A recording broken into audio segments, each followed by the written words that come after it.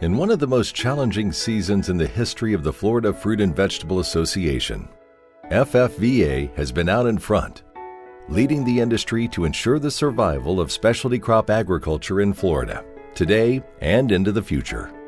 Our efforts have made a difference in ongoing issues and the devastating effects of the COVID-19 pandemic. A top FFVA priority for several years has been relief for growers who have suffered harm from unfair Mexican trade practices for 2 decades. In January, the U.S. Trade Ambassador committed to a remedy for specialty crop producers. FFVA worked with the Florida Department of Agriculture and the University of Florida to compile data showing that unfair Mexican practices and policies have decimated our markets.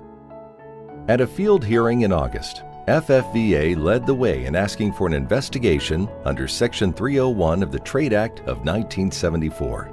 In September, the administration announced a plan to begin correcting the significant harm to produce growers in Florida and elsewhere. The plan marked the first step in solving the long-standing and growing threat to Florida's produce industry. FFVA will continue to work hard for relief, and we appreciate the leadership of our entire congressional delegation on this critical issue. During the legislative session, Florida agriculture fared well. The Clean Waterways Act was enacted with support from FFVA and the Florida Ag Coalition. It addresses septic tanks and sewage spills and strengthens agricultural best management practices. One of the session's hardest-fought battles was over mandatory E-Verify. Thanks to hard work by our champions in the legislature and calls from FFVA members to their representatives, a bill that allows the use of Form I-9 passed. It was a strong victory for the agriculture and business communities. FFVA continually monitors water management issues and saw a red flag with the U.S. Army Corps of Engineers' proposal to deviate from the Lake Okeechobee regulation schedule. The result would be lower lake levels and potential water shortages.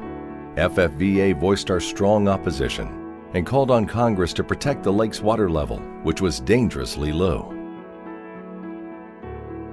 On the transportation front, FFVA led a nationwide coalition in making recommendations to federal officials on driver detention time, a definition of agricultural commodity under the hours of service exemption, and changes to the hours of service rules. The rules released in June provide needed flexibility for drivers. Access to a stable legal workforce remains a critical concern for agriculture. Florida is a top user of the H-2A guest worker visa program, and FFVA helps producers access the program in rapidly growing numbers. This season, the association filed 191 petitions in 16 states for 14,986 workers. FFVA also diversified its board of directors this year. The board was expanded by 5 seats for producer member alumni of the Emerging Leader Development Program. 5 ELDP graduates started their 2-year terms in May. Also this year, with the graduation of ELDP Class 9, the number of alumni stands at 100. The month of March changed everything for Florida growers. When COVID-19 arrived in Florida, specialty crop producers were harvesting a bumper crop. Almost overnight, the coronavirus caused a massive disruption in the food supply chain. First, growers donated millions of pounds of unsold crops to their communities. Then, they made the difficult decision to plow under the rest. The losses were devastating. FFVA was instrumental in shining a national spotlight on Florida farmers' staggering losses. Our message was consistent and forceful, and federal officials heard our voice. From news coverage to labor to financial relief, FFVA recognized the urgency of the situation and launched a plan of action to secure desperately needed federal aid.